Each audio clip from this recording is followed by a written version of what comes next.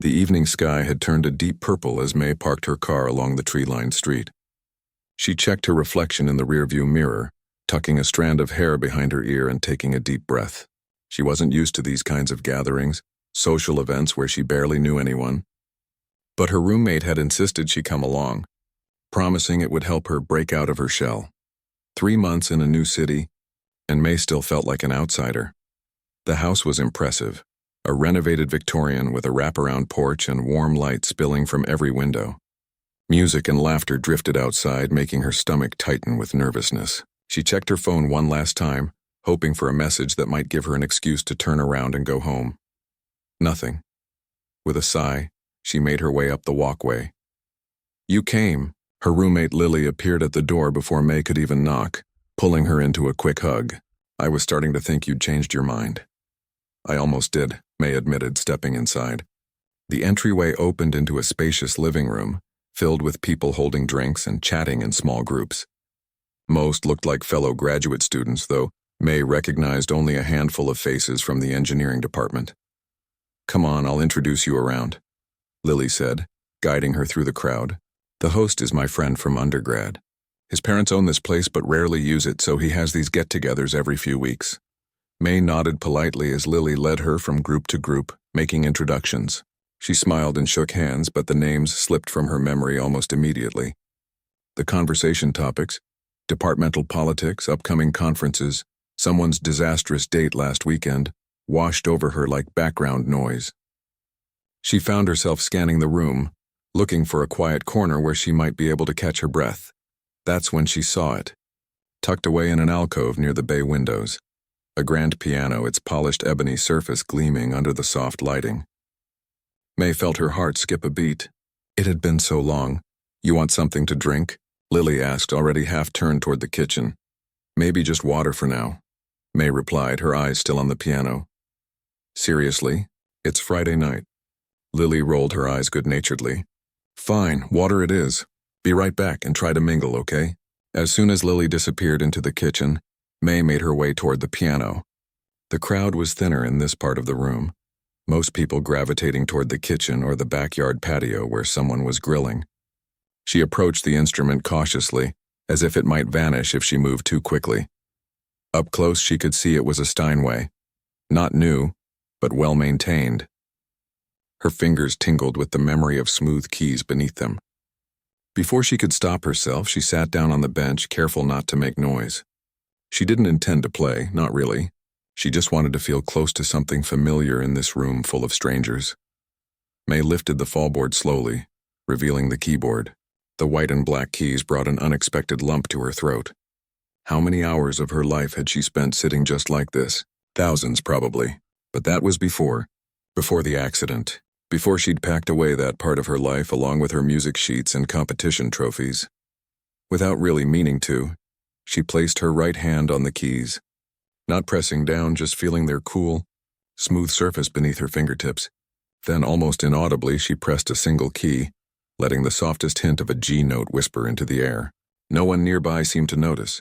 She pressed another key, then another, not really playing anything, just random notes strung together without rhythm or purpose. "Having fun there?" The voice startled her. May looked up to find a tall guy with artfully tousled hair standing beside the piano, drink in hand, one eyebrow raised in amusement. Something about his posture, the casual lean against the piano's curve, the slightly tilted chin, immediately put her on edge. "Sorry," she said automatically, starting to close the fallboard. "I wasn't really playing." "Yeah, I could tell." He chuckled, setting his drink on top of the piano. May winced inwardly at the lack of a coaster. "You a music student?" "Engineering," she replied, standing up to leave the bench. "No, stay," he said, waving her back down with the air of someone used to being obeyed. "I'm Ryan, music composition, third-year doctoral student." He extended his hand and May shook it briefly. "May, first year, engineering. So what's your deal with the piano? You looked like you were trying to remember how it works." His tone was light, teasing, but there was something else behind it that May couldn't quite place. Before she could answer, 2 more people wandered over, drinks in hand. One was a woman with vibrant red hair that fell in waves past her shoulders. The other a guy with glasses and a neatly trimmed beard. "Ryan, are you going to play something for us tonight?"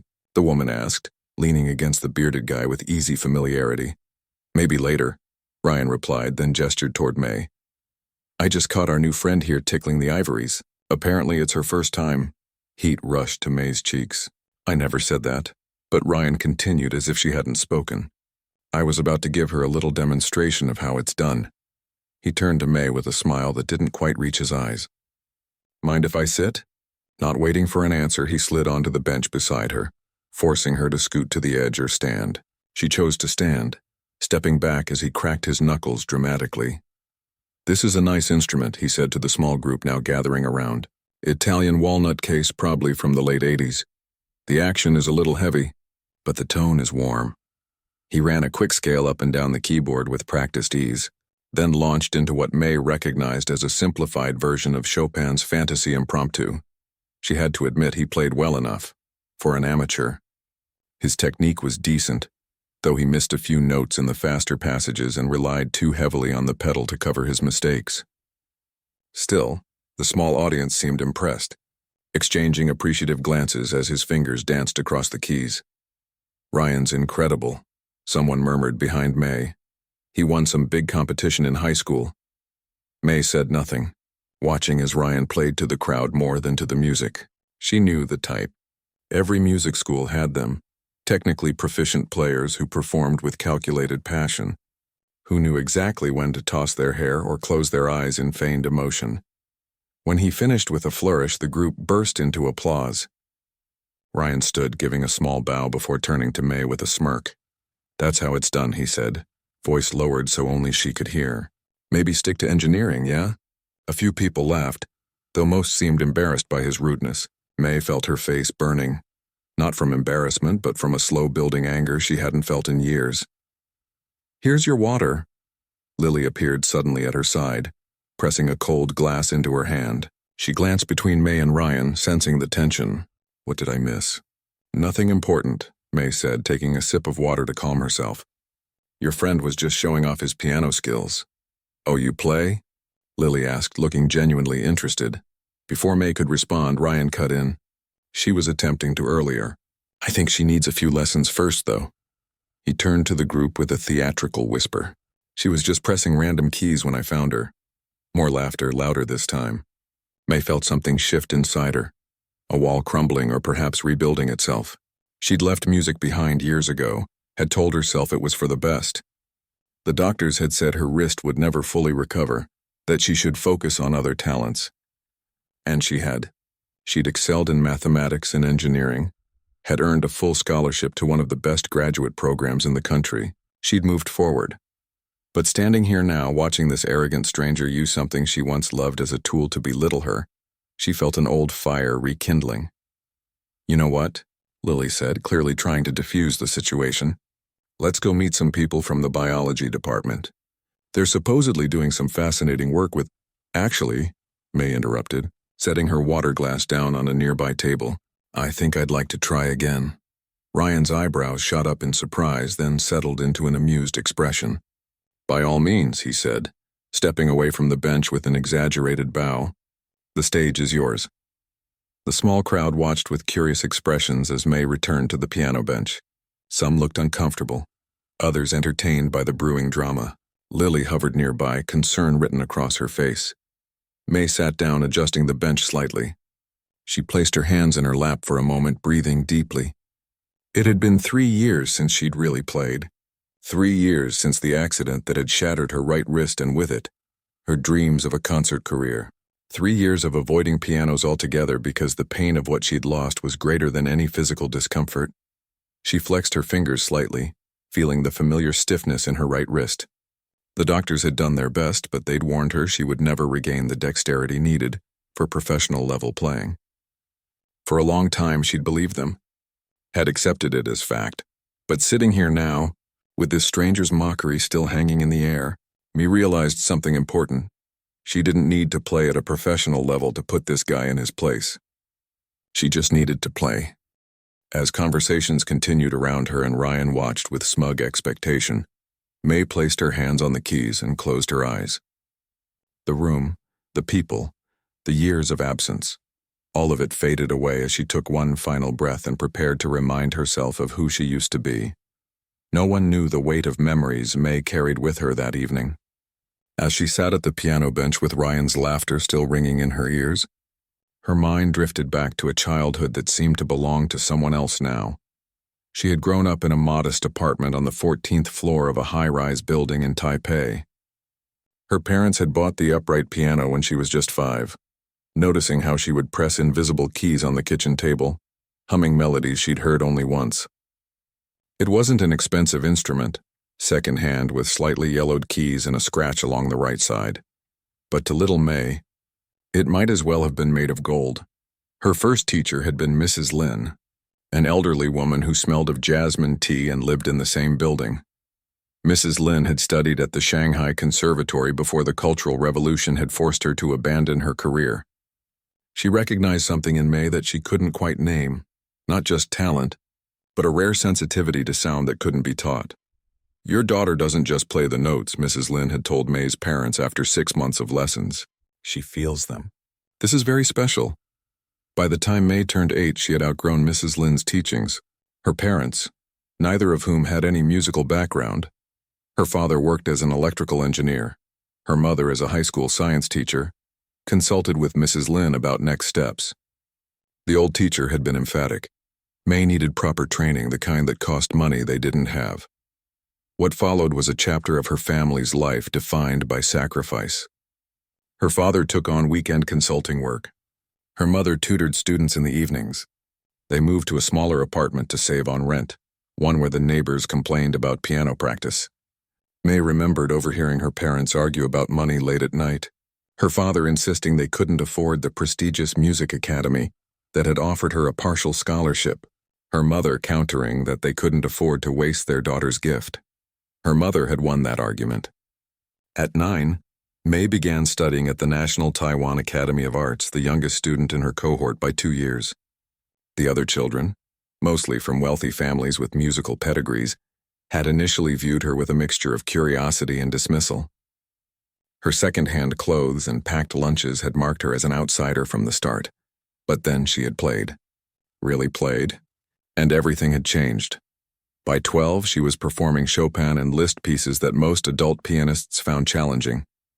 At 14, she won her first international competition in Seoul, the prize money finally easing some of her family's financial burden. At 16, she was preparing for a tour of Japan and Australia when she received the scholarship offer from the Curtis Institute in Philadelphia, one of the most selective music conservatories in the world. Her parents had been ecstatic. This was what all the sacrifices had been for. A world-class education, a chance at an international career. May had been terrified but excited too. America seemed like another planet, one where she could reinvent herself, where no one would know about the cramped apartment or the years of financial struggle. She'd arrived in Philadelphia just after her 17th birthday, wide-eyed and overwhelmed. Everything was different. The food, the people, the teaching methods. Her English, though decent, had suddenly seemed woefully inadequate for expressing the nuances she wanted to convey. But the language of music remained constant, and in that realm she excelled. Professor Harlow, her primary instructor, had big plans for her. "You're going to win the Van Cliburn next year," he'd declared after her first semester recital. And then Tchaikovsky the year after that. He'd mapped out her entire career trajectory, the competitions she would win, the orchestras she would perform with, the recordings she would make. May had nodded along, trying to match his enthusiasm while quieting the small voice inside that wondered if she actually wanted the life he was describing. Then came the accident. It hadn't been dramatic, no car crash or terrible fall, just a simple moment of carelessness during a Philadelphia winter. She had slipped on an icy patch outside the practice rooms, instinctively putting out her right hand to break her fall. The sound of her wrist breaking had been so small, almost gentle. A tiny crack that changed everything. The surgery had gone well, the doctor said. The physical therapy was progressing as expected. But the prognosis remained the same. She would regain most functionality, but the micro-movements required for professional piano playing at her level would likely be compromised forever. Professor Harlow had been devastated, perhaps even more than May herself. "We'll find another way," he'd insisted, visiting her at the hospital with armfuls of sheet music modified for left-hand emphasis. Ravel wrote a concerto for left hand only. "We'll adapt." But May had seen the reality in the therapist's eyes, in the way her fingers trembled when trying to play the simplest of exercises. The precision, the speed, the strength, they weren't coming back. At least not in the way needed for the career that had been planned for her. Her parents had flown in from Taipei, staying for a month in a cheap hotel near the hospital. They never once mentioned the cost of the plane tickets or the hotel rooms or the missed work. Instead, they sat with her through the darkest days, her mother brushing her hair each morning as if she were a child again, her father reading to her from her favorite childhood books in his halting English. "Whatever you decide," her mother had said one evening, "we support you, music or no music, Curtis or somewhere else. You are more than your hands." The decision had come slowly over weeks of soul-searching. If she couldn't be the pianist she had trained to become, if she couldn't fulfill the potential that had shaped her entire life thus far, then perhaps it was time to become someone else entirely. Someone new. Mathematics had always come easily to her. The patterns, the logic, the elegant solutions, they weren't so different from music, really. When she told Professor Harlow she wouldn't be returning for the next semester, that she was applying to engineering programs instead, he had looked at her as if she'd lost her mind. "You're throwing away a gift," he'd said, his voice breaking. "You can still have a career in music. Teaching, composing, conducting, there are options," but May had made up her mind. If she couldn't soar, she wouldn't settle for limping along in the world she'd once dominated. Better to excel in a new arena than to be mediocre in her old one. Her parents had supported her decision, helping her research programs and prepare applications. In the end, she'd been accepted to several top engineering schools, choosing the one offering the most generous scholarship package. Her father had cried when she told him. Not from disappointment, she realized, but from relief.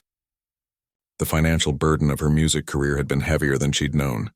The transition hadn't been easy.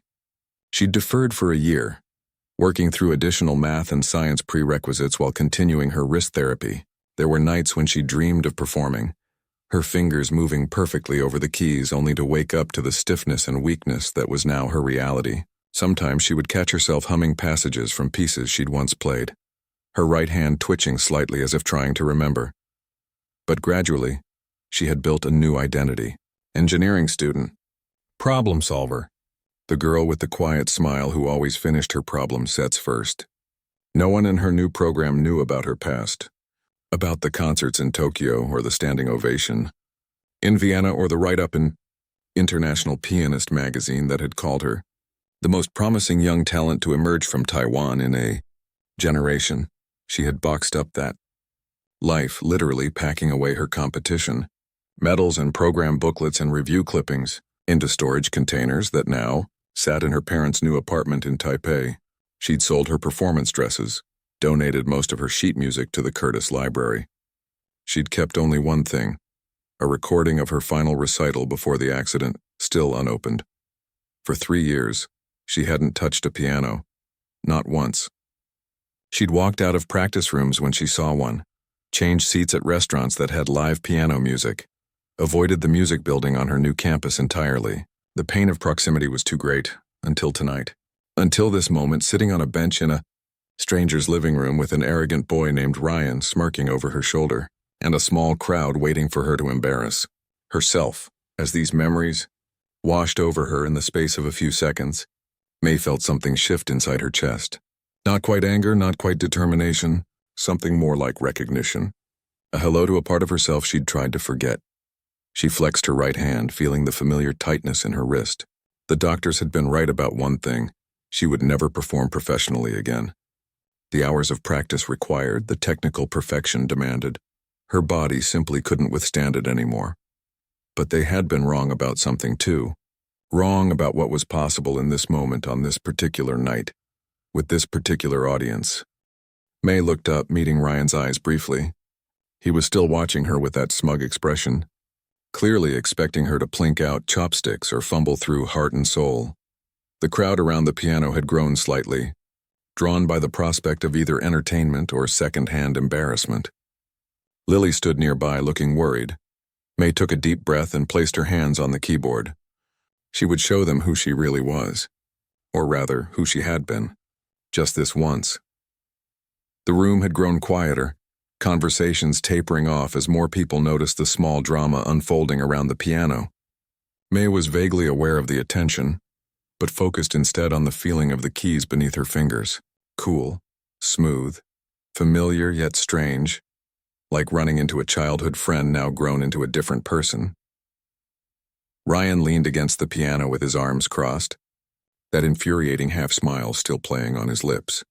A few of his friends had gathered nearby, exchanging glances that suggested they were expecting some sort of entertainment at May's expense. "Any requests?" May asked, her voice steadier than she felt. Ryan raised an eyebrow. "How about Twinkle Twinkle Little Star? That should be simple enough for a beginner."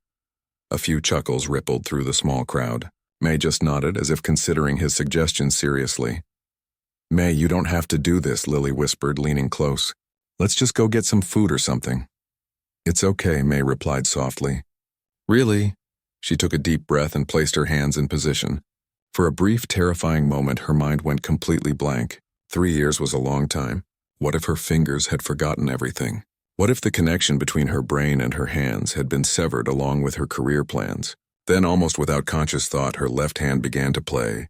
Not Twinkle, Twinkle, but the opening of Bach's Prelude in C major from the well-tempered clavier.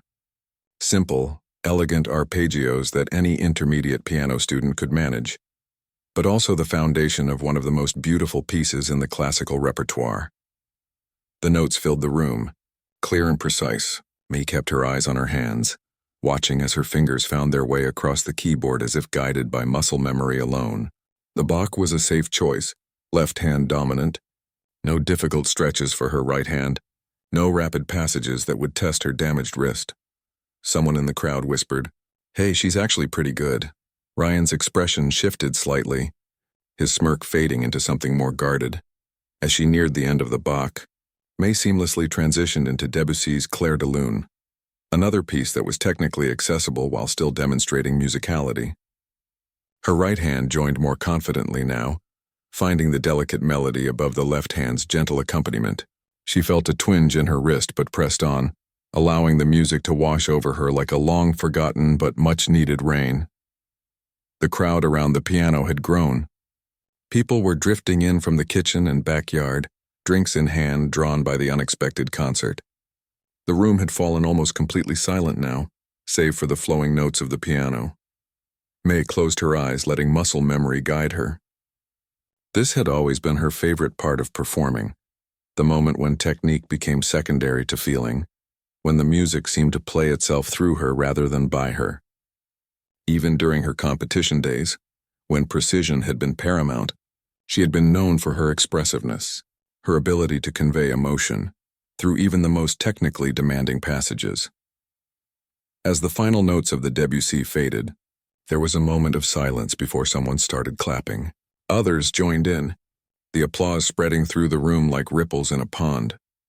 May opened her eyes to see Ryan studying her with a completely different expression, confusion mixed with reluctant admiration. "That was unexpected," he said when the applause died down. His tone had lost its edge. "Where did you learn to play like that?" Before she could answer, an older man pushed his way to the front of the crowd. He was tall with silver-streaked hair and wire-rimmed glasses, dressed more formally than the students in a blazer and button-down shirt. "Excuse me," he said, looking directly at May. "I don't mean to interrupt, but are you by any chance May Lin?" May felt her heart skip a beat. She hadn't heard anyone use her full name in years, had deliberately introduced herself with just her first name since starting engineering school.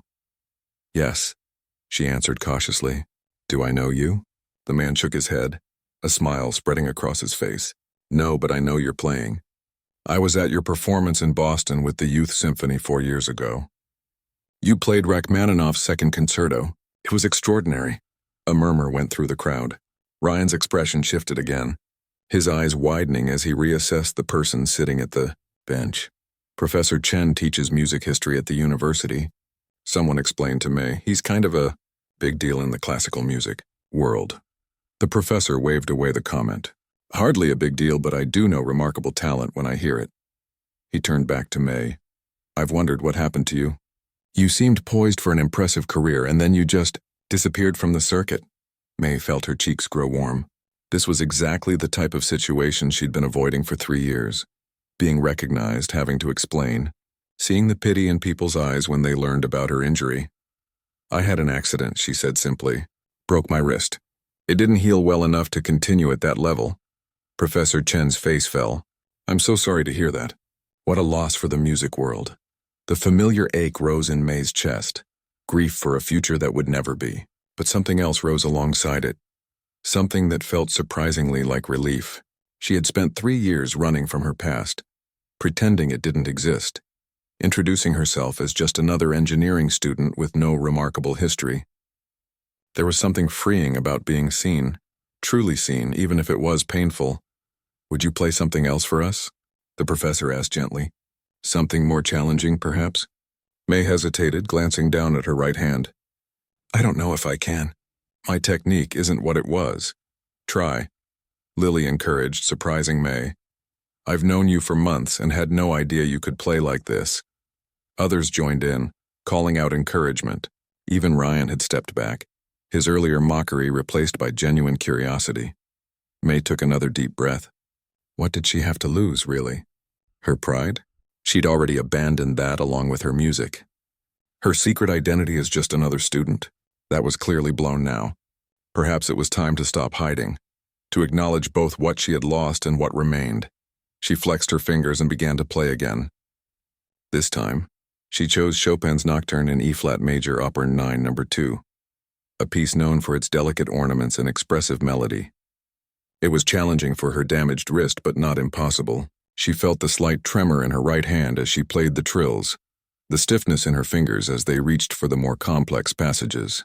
It wasn't perfect, not anywhere close to the level she would have demanded of herself in her competition days, but it was genuine.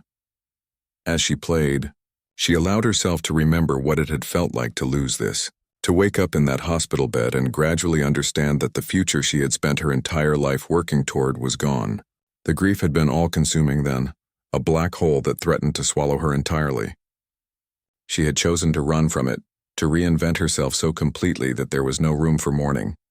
But playing now, even with her limitations, even with the occasional missed note or simplified passage, she felt something unexpected, joy, pure simple joy in the act of creating beauty through sound. No judges to impress, no scholarships on the line, no career trajectory to maintain, just music for its own sake. When she finished, the applause was immediate and enthusiastic. Professor Chen was beaming. Ryan looked completely transformed, his earlier arrogance replaced by something that might have been respect. That was beautiful, the professor said. Different from your competition style. More intimate, perhaps, but no less moving. Thank you, May said, genuinely touched. But I'm really not a pianist anymore. I study engineering now. Why not both? A voice called from the crowd. May turned to see who had spoken. It was a girl she vaguely recognized from one of her engineering classes. Zoe, she thought her name was. Both? Mai echoed. Yeah, why does it have to be all or nothing? Zoe stepped forward.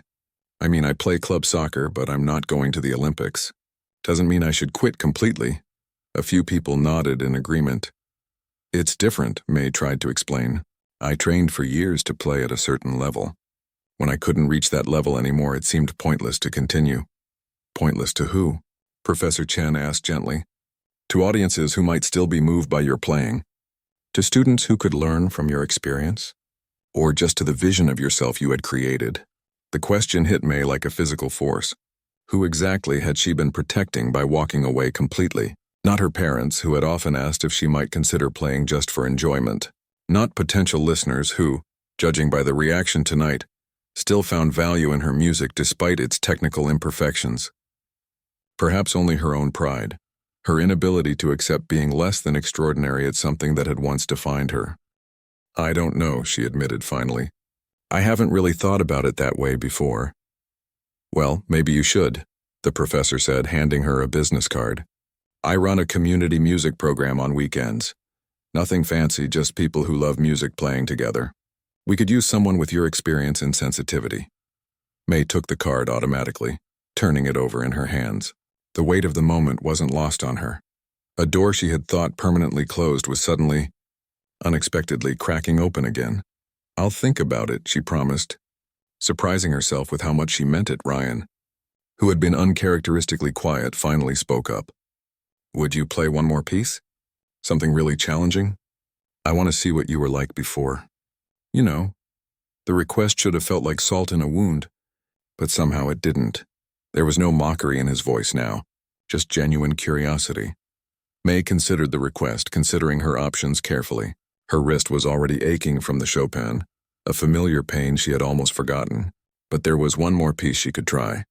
One that had been her signature during her competition days. One that she had played the week before her accident at what turned out to be her final recital. She stretched her fingers one more time and turned back to the keyboard. The room had fallen completely silent. Even the distant sounds of conversation from the backyard seemed to have faded away, as if the entire house was holding its breath. May looked at the expectant faces surrounding the piano, no longer seeing strangers but an audience, something she had once been so familiar with, something she had both feared and craved in equal measure. She thought about what Professor Chen had said about playing for enjoyment rather than perfection, about Zoe's comment regarding the false choice between Olympic-level achievement and complete abandonment. For 3 years, she had seen her situation as binary. Either she was the prodigy destined for concert halls across the globe, or she was nothing at all in the world of music. Maybe there was a middle path she had been too proud, too hurt to see. May placed her hands on the keyboard and closed her eyes. Not to perform, not to show off, but to return to the piece that had once been as familiar to her as her own heartbeat. She chose Liszt's La Campanella, one of the most technically challenging pieces in the piano repertoire, known for its rapid leaps, intricate fingerwork, and the crystal-clear bell-like sounds that gave it its name. In her competition days, she had played it flawlessly, her hands dancing across the keyboard at breathtaking speed. Tonight would be different. She knew her limits now, knew what her injured wrist could and couldn't do. She would have to adapt, to simplify certain passages, to focus on expression rather than technical perfection. She took a deep breath and began to play. The opening notes rang out clear and bright, like small bells chiming in the evening air. Her left hand provided the steady bass line while her right hand picked out the delicate melody above. So far, so manageable. The real test would come with the rapid leaps and trills that made this piece so notoriously difficult. As she reached the first truly challenging passage, May felt a familiar tightness in her right wrist. 3 years ago, she would have powered through, relying on her countless hours of practice to carry her fingers exactly where they needed to go. Tonight, she made a split-second decision to adapt, slowing the tempo slightly, modifying the most demanding jumps to accommodate her limitations. It wasn't the La Campanella she had played to standing ovations in Tokyo or Vienna. It wasn't even the version she had played in her final recital before the accident, but it was honest, and there was a vulnerability to it that her younger, more technically perfect performances had perhaps lacked. She was vaguely aware of the reactions around her, the widened eyes, the exchanged glances, the slight gasps when she managed a particularly difficult passage. Professor Chen was watching with an expression of profound respect. Ryan stood slack-jawed, all traces of his earlier smugness completely gone. Lily looked stunned, as if seeing her roommate for the very first time. As she played on, May found herself settling into a curious state of both acceptance and defiance. Acceptance of her limitations. She would never again play this piece with the technical brilliance of her competition days. But defiance, too, a refusal to let those limitations define or diminish her relationship with music. Her wrist was starting to ache in earnest now, the pain a dull throb that threatened to become sharper. She could stop, of course. No one here would judge her for it, knowing what they now knew about her injury. But some stubborn part of her wanted to finish, to see this piece through to its conclusion. Modified though it might be, she pressed on, her fingers finding their way through the complex patterns despite the years of absence. There was something magical about it, the way her body remembered what her mind had tried to forget. Like riding a bicycle or swimming, the deep physical memory of playing had been stored somewhere beyond conscious thought. As she approached the final section, with its rapid repeated notes and dazzling conclusion, May made one last adjustment. Instead of attempting the full technical fireworks the piece called for, she reinterpreted it, bringing out the melodic line with a clarity that emphasized musicality over virtuosity. It was a choice, not a compromise forced by limitation, but an artistic decision made in the moment. The final notes resonated through the room, lingering in the air for a breathless moment before the silence was shattered by thunderous applause. Someone whistled. Another person shouted, "Bravo!" Professor Chen was on his feet, clapping with undisguised enthusiasm. Even through the haze of adrenaline and emotion, May couldn't help noticing Ryan's face. The transformation was complete, from smug dismissal to outright awe. He was clapping as hard as anyone, shaking his head slightly as if he still couldn't quite believe what he had just witnessed. He began, when the applause finally died down, struggling to find the right words. "I've been studying music my entire life and I've never heard anything like that." "It wasn't perfect," May said, flexing her right hand to ease the stiffness. "I had to simplify a lot of the passages." "Perfect is boring," Professor Chen interjected. "What you just played had something far more valuable than technical perfection. It had heart. It had life experience in every note." A woman May didn't recognize stepped forward from the crowd. She was older than most of the students, perhaps in her late 30s, with an elegant bearing that suggested a different kind of background. "I'm Dr. Winters," she introduced herself. "I teach in the music therapy program. What you just played, the way you adapted it, was remarkable. Have you ever considered how your experience might be valuable in the field of adaptive music education?" May blinked, taken aback. "Music therapy? No, I haven't really thought about music at all for the past 3 years." Dr. Winters nodded understandingly. "Many musicians who experience career-ending injuries go through something similar. Total avoidance, but sometimes what feels like an ending can become a powerful new beginning." The words hit May with unexpected force. A new beginning. Not a compromise, not a lesser version of her original dream, but something entirely different yet still connected to her first love. "I work with children and adults who have physical limitations but want to make music," Dr. Winters continued. "Someone with your level of training who has also experienced physical challenges firsthand. Well, that's a rare and valuable perspective." May felt a strange sensation in her chest, something unfurling like a flower opening after a long winter. Was it possible that her injury, the very thing that had derailed her planned future, could actually be an asset in a different context? "I don't know anything about music therapy," she admitted. "You know more than you think," Dr. Winters replied with a gentle smile. "What you just did, adapting a notoriously difficult piece to work within physical limitations while preserving its essential beauty, that's exactly what we teach. Only you did it instinctively." She handed May a business card. "If you're interested, come by my office sometime. We could talk about it." May accepted the second business card of the evening, feeling slightly dazed. 2 doors opening in one night after 3 years of keeping every door to her musical past firmly shut. The crowd around the piano began to disperse, moving back to their drinks and conversations, though now with a new energy in the room, a buzz of excitement and shared experience. Several people approached May to express their admiration or ask questions about her playing. She answered politely but briefly, feeling suddenly exhausted from the emotional roller coaster of the evening. Ryan hung back until most of the others had drifted away. He approached the piano bench somewhat awkwardly, hands in his pockets, the confident swagger completely gone from his demeanor. "I owe you an apology," he said simply. "I was a complete jerk earlier." May shrugged, too tired for anger. "You didn't know. That's no excuse," he insisted. "Even if you hadn't turned out to be, well, who you are, I shouldn't have acted that way." "No," she agreed. "You shouldn't have." He nodded, accepting the gentle rebuke. "For what it's worth, you've completely changed how I think about music tonight. I've always been so focused on technical perfection, on playing all the right notes exactly the way they're written. But what you did with that Liszt piece, making it your own, adapting it without losing its essence, that was a lesson I needed to learn." There was a sincerity in his voice that surprised her. Perhaps there was more to Ryan than just the arrogant music student who had mocked her earlier. "We all have something to learn," she said, thinking of her own stubbornness, her refusal to see any middle path between virtuoso and nothing. Lily appeared at her side, holding 2 cups of water. She handed one to May with a smile that contained equal parts amazement and apology. "You should have told me," she said as May sipped the water gratefully. It wasn't something I talked about, May replied. It was easier to just leave it behind. And now? Lily asked. May glanced down at the 2 business cards in her hand, one from Professor Chen with his community music program, the other from Dr. Winters with the music therapy department. Physical evidence of possibilities she hadn't allowed herself to consider until tonight. Now, she said slowly, I'm not sure, but I think maybe I've been looking at everything all wrong. How so? May tried to put into words the revelation that was still taking shape inside her.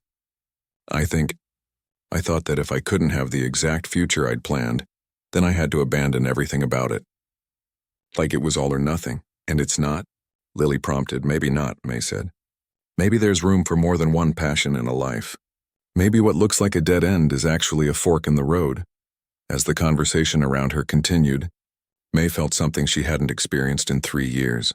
A sense of opening rather than closing, of possibilities rather than limitations. Her wrist would never fully heal. Her childhood dream of performing in the world's great concert halls was still over. But perhaps the music itself wasn't finished with her yet. She ran her fingers lightly over the piano keys one more time, not playing, just feeling their smooth, familiar surface beneath her fingertips. For the first time in years, the touch didn't bring pain or regret. Instead, it felt like reconnecting with an old friend, one she had pushed away in her grief but who had been patiently waiting for her to return. So, Lily asked with a grin, does this mean you'll finally stop making me change the station every time classical music comes on the radio? May laughed, a genuine laugh that felt like another kind of music after so long. Yes, she said. I think it does. In the corner of the room, Professor Chen was deep in conversation with Dr. Winters, both of them glancing occasionally in May's direction. Ryan had joined a group of his friends but kept looking back at the piano with a thoughtful expression. The party continued around them, but something fundamental had changed, not just for May but for everyone who had witnessed the unexpected performance. One note had led to thousands. One moment of courage had opened doors long thought sealed. One party that she had almost skipped had become the bridge between her past and a future she was only now beginning to imagine.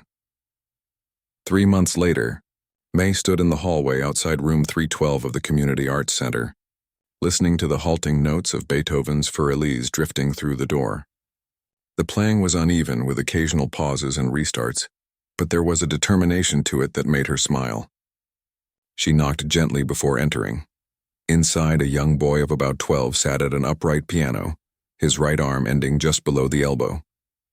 Beside him sat a girl a few years older, her legs braced in metal supports that told of a different kind of challenge. That sounded really good. Tommy, May said as she set her bag down on a nearby chair. The boy turned, his face lighting up. Miss May, I've been practicing every day just like you said. I can tell, she replied, genuinely impressed. Tommy had only been working with the adapted playing technique for 6 weeks, but his progress was remarkable. And how about you, Ava? Still working on the Chopin? The teenage girl nodded, her dark ponytail bobbing. It's still giving me trouble in the middle section. My left hand gets tired too quickly. We'll work on some stamina exercises today, May promised. And remember, it's okay to take breaks. Chopin himself was known to have delicate health. He would have approved of pacing yourself. As May settled in for her afternoon of teaching, she marveled at how much had changed in such a relatively short time. That night at the party had indeed been a turning point, though not in any way she could have predicted. The Monday after the party, she had visited Dr. Winters in the music therapy department. Their conversation had lasted for hours, ranging from May's own journey with her injury to the various approaches to adaptive music education. By the end of the meeting, May had been offered a position as a student assistant in the department's community outreach program while she finished her engineering degree. Professor Chen's community music program had become another regular part of her week. There, she played alongside a retired surgeon with arthritis, a high school math teacher who had always dreamed of learning piano, and a former professional violinist now in her 80s. It wasn't the Vienna Philharmonic or Carnegie Hall, but there was a joy in this kind of music making that she had sometimes missed during her competition days. Her engineering studies continued as well. In fact, her understanding of mechanics and materials had proven unexpectedly valuable in her work with adaptive music education. She had already designed several modified piano techniques for students with different physical challenges, applying principles from her engineering classes to solve musical problems. "Miss May," Tommy called, interrupting her thoughts. "Can we try the duet today? I've been practicing my part." "Absolutely," she agreed, sitting beside him on the bench. They had been working on a simplified version of Mozart's Sonata in C major, adapted so that Tommy could play the melody with his left hand, while May handled the more complex right-hand part. As they played together, May watched Tommy's face, the concentration, the occasional frustration when he missed a note, and most of all, the pure joy when they managed to synchronize perfectly. It reminded her of herself at that age, though her challenges had been different. The passion was the same. After finishing with Tommy and Ava, May had a short break before her next students. She used the time to work on a piece. She was preparing for the community program's upcoming recital, Ravel's Le Tombeau de Couperin. It was challenging for her right hand, but manageable with the modified technique she had developed. More importantly, it was beautiful, the kind of music that had drawn her to the piano in the first place. As she played, she thought about the email she had received that morning from Lily. Her former roommate had moved to Chicago for a job after graduation, but still kept in touch. The email had contained a link to a concert program from one of the major conservatories. Ryan was giving his graduate recital next month. According to Lily, who had heard it from mutual friends, he had completely revised his program after that night at the party, moving away from the flashy, technically impressive pieces he had always favored toward more emotionally complex works. "Your playing changed him," Lily had written. "He tells everyone the story of how he once laughed at a girl who turned out to be one of the most talented pianists he'd ever heard." May smiled at the memory. She and Ryan had developed an unlikely friendship in the months following the party. He had sought her out a week later, asking for her input on a piece he was working on. Their conversation had quickly moved beyond that single piece to broader questions of musicality versus technicality, of what it meant to truly communicate through music. Eventually, Ryan had even become a volunteer in the adaptive music program, working primarily with older adults who were learning piano for the first time. The door to the practice room opened, interrupting her playing. Dr. Winters entered, carrying a folder and wearing her characteristic look of contained excitement. "I thought I might find you here," she said. "Do you have a minute?" May nodded, turning on the bench to face her mentor. "I've just come from a meeting with the department chair," Dr. Winters continued, sitting in a nearby chair. "The university is considering expanding our adaptive music program next year. They want to offer more specialized courses, possibly even develop a certificate program for music education students who want to focus on working with physically challenged musicians." "That's wonderful," May said sincerely. The program had already grown considerably just in the months she had been involved. "It is," Dr. Winters agreed, "and they want you to be part of it." "Me? But I'm still a student." "A student with a unique combination of qualifications, conservatory-level piano training, personal experience with physical limitations in playing, and an engineering background that helps develop adaptive techniques." Dr. Winters leaned forward. "They're offering you a graduate assistantship. You could pursue a master's in music therapy or adaptive music education while helping to build the program." May felt her heart rate quicken. This wasn't something she had considered. Her plan had been to finish her engineering degree and then, well, she hadn't thought that far ahead. The adaptive music work had been a way back to music, a healing path, but not necessarily a career direction. "I don't know what to say," she admitted. "I hadn't thought about graduate school in music." "You don't have to decide right away," Dr. Winters assured her. "But I want you to know that what you've brought to our program in just these few months has been invaluable. The way you work with our students, the techniques you've developed, it's special." May. After Dr. Winters left, May turned back to the piano, letting her fingers rest lightly on the keys without pressing them. 3 years ago, breaking her wrist had felt like the end of everything. She had built her entire identity around being a pianist, around being the best. When that was no longer possible, she had cut music out of her life entirely, unable to bear being less than what she had once been. Now looking back, she could see that night at the party for what it truly was, not just a moment of vindication against someone who had mocked her, but a nudge from the universe pushing her toward a door she had refused to see. Behind that door had been not a lesser version of her old dream, but an entirely new one that incorporated all the parts of herself. The musician, the engineer, the teacher, the person who had known loss and found a way forward. Her next students arrived, twin brothers who were learning piano to improve their fine motor coordination after a car accident. As May worked with them, guiding their hesitant hands over the keys, she thought about all the paths that had led her to this moment. The thousands of childhood hours practicing scales and arpeggios, the competitions and recitals, the fall on icy steps that had changed everything, the 3 years of silence, the party she had almost skipped, the boy who had laughed at her, the single note that had opened the door to a new future. Later that evening, May sat in the audience of the university concert hall, watching Professor Chen conduct the community orchestra in Dvořák's New World Symphony. She wasn't performing tonight. Her wrist had been bothering her more than usual, and she had learned to respect its limits rather than push through pain as she once would have. But several of her adult students were playing in the string and wind sections. As the familiar melodies filled the hall, May found herself thinking about the word prodigy, a label that had been attached to her since childhood. It had always implied a specific trajectory: early technical mastery, prestigious competitions, international touring, a life devoted to performing at the highest levels of classical music. When injury had removed her from that path, she had assumed her gift had been wasted. But sitting here now, watching the joy on her students' faces as they played together, thinking of Tommy mastering For Elise with one hand, of Ava pushing through fatigue to find the heart of Chopin, of Ryan discovering musicality beyond technical showmanship, she wondered if perhaps her gift had simply been waiting for a different expression. The conductor raised his baton for the final movement, and the orchestra leaned forward in anticipation. May closed her eyes, letting the music wash over her. There was a time when she had thought she would never find anything to replace the rush of performing on the world's great stages.